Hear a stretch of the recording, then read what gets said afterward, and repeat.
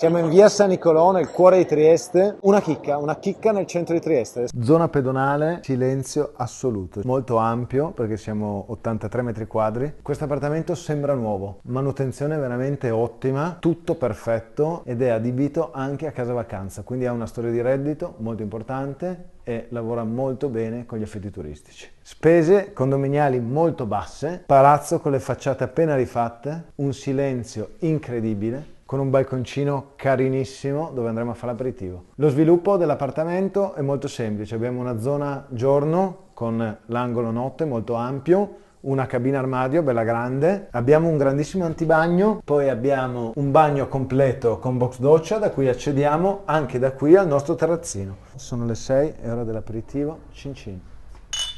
Trieste Villas, 3D degli interni al link sotto, YouTube, Facebook, Instagram.